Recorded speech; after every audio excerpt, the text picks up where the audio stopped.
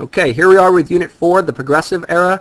Unit 3 was all about the problems that are created with industrialization, urbanization, industrialization, and immigration, right? And the goal of this particular unit is going to be how people go about trying to uncover all of those problems, like I just did for you, right? And set about trying to solve them, all right? So the term progressive, oh, gotta get my pen. The term progressivism, right, if you look at the root word, is progress. Progress means to advance, to improve, right, to move forward. So the goal of this particular period, and you can see the timeline when it starts, the goal of this particular period is going to be to try and make things better, right? And who would be considered part of this movement? Well, it's going to be focused more on the upper middle class, meaning the educated middle class. The wealthy upper class, they're happy with the way things are. They're not interested in changing. The poor lower class, they don't have the means, the money, the time, or the education to be able to fight within this movement. So it's going to be left to the upper middle class, all right? Those people that have the time and the education, right? And then here are some of the problems. And if you look carefully, here are three zations again: industrialization, urbanization, and immigration, right?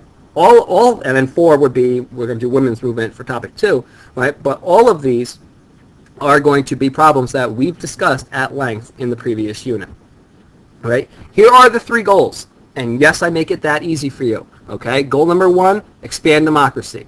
We're going to look at that in detail. Goal 2, protect social welfare, meaning how can we better help people? And 3, to create economic reform, how can we limit big business, right? First thing we need to look at is what muckrakers were. Probably the most important vocabulary word for this unit, right? A muckraker was a crusading journalist, right, or a reporter. Okay, you can obviously, reporters and journalists kind of in the same. Where'd my pen go? Pen keeps disappearing on me. Oh, it's up there now. They're going to, try and expose all the problems, the negative things in society that people maybe didn't notice, right? They go undercover, they're taking pictures, they're writing newspaper articles, right? And that's where they get their name from, all right? Muck would be very similar to mud, right? They have no problem digging through the muck to find all the problems, right? And this is kind of a biggie down here that they used various methods, all right? Oh, how it ended up there. Various methods, excuse me. We're going to look at all them in a whole lot of detail, okay? All right, so here are some of the major ones. Upton Sinclair writes The Jungle. We're going to look at that in detail. It's probably not going to make you want to have some tacos on Taco Day, right? But I assure you, Mr. Harris does a great job now, right? Second one, Ida Tarbell. She goes after John D. Rockefeller, right, exposing the problems with his big business. Jacob Riis, he was a big photographer. He goes after trying to make people aware of what's going on in the tenement buildings, right? And the last one, we have a whole chart that we're going to be looking at. I thought I would have went and listed a whole bunch more, right? But we're going to also have an activity in class dealing with designing your own action figure based on Muckrakers, right? So I'm going to give you a whole lot of different choices with a whole lot of options. All right, Hull House, founded by Jane Addams. The purpose of Hull House was to help people. So if you take all the H's, H for Hull, H for House, H for helping people, right? It's founded in Chicago in the late 1800s, right? The idea here, oh, sorry, my H is on that little girl, right? The idea was to, like I said, help people. So services that are provided, are available. This is part of that whole social welfare thing, okay? Taught classes to English immigrants. All right, immigrants come to the United States. One of the problems they have is they don't know how to read or write in English, right? So Hull House provides English classes, right? Some parents, when they would go to work, they would leave the women would, if the women had to work, they would leave their children at home unattended. So there's a daycare that is going to be offered. Also school, all right? Support for the poor and unemployment help as well. So social welfare set up by the Hull House, all right?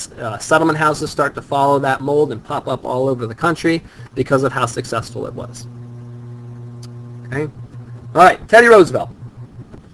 Probably the most famous progressive president, all right? Real name was Theodore Roosevelt, but everybody just refers to him as Teddy. In fact, some people don't even maybe realize that he was president. They just remember him as the guy that was in Night at the Museum, right? That was Teddy Roosevelt before he became president. So his square deal was his plan for what he was going to accomplish as president, right? And it was part of a famous speech that he gave. He says, when I say a square deal, I don't mean give every man the best hand. Right? You could read the rest of it. The whole idea was he thought that everybody should be treated fairly, and that meant the consumer, government, and business. Right? He fills 4 roles while he's in president. All right, the kind of the 4 things he focuses on. Trust buster is the first one, going after monopolies and trusts.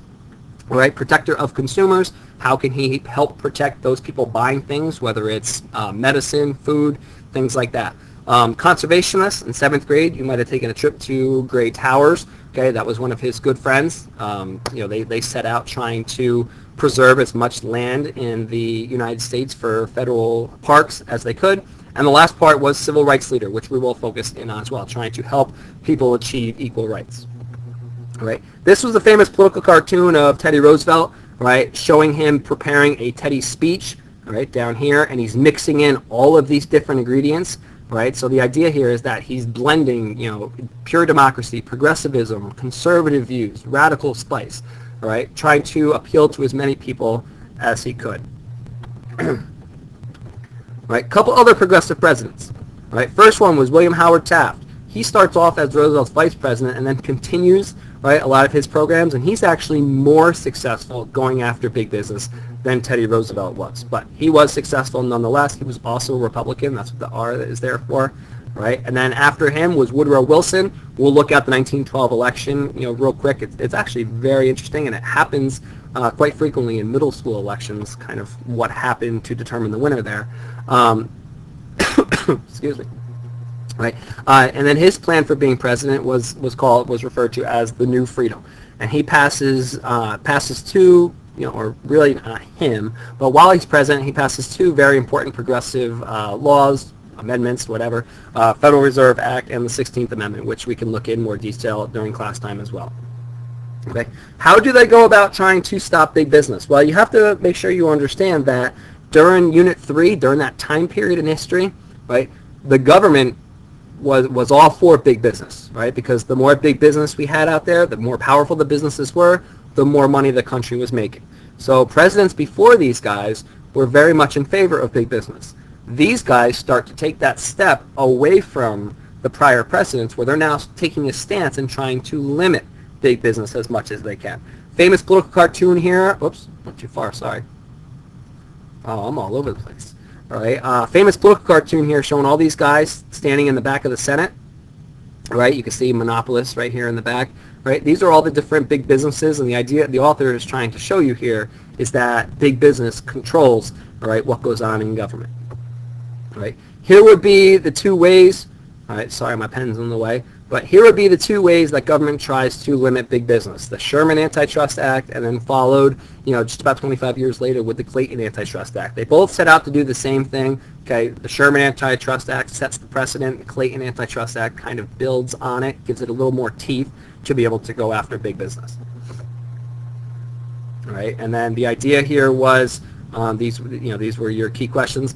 But Roosevelt was famous for saying that there are good trusts and there are bad trusts, right? And they made it a point to just go after the bad trusts, right? Political reforms. We know about political machines. Okay, the idea was that they exchanged votes for favors, for bribes, right? Helping people find a job if they voted for you in your election. The idea is that the idea of democracy wasn't pure. So progressive reformers tried to provide a little bit more opportunity, equal opportunity, or purity to our democracy. All right, and there are 3 ways they go about doing it. Okay, first way is through the initiative program. Okay, it allows voters to propose bills to their state governments, meaning voters can propose bills. They don't have to wait for the state government to do it. Second way, excuse me, they can use recall, which means if they're unhappy with an elected official, they can have that elected official removed from office.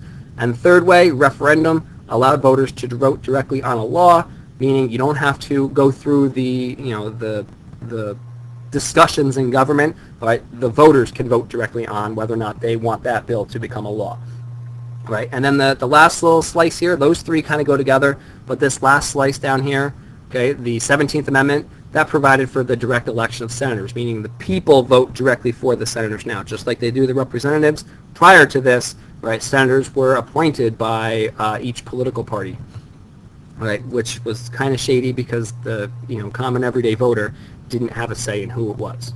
All right, so here's a quick little review. Okay, some of it we talked about here, some of it we're going to talk about in detail in class, right? But definitely pause this, look over it. We will come back to a lot of these things. All right, see you soon.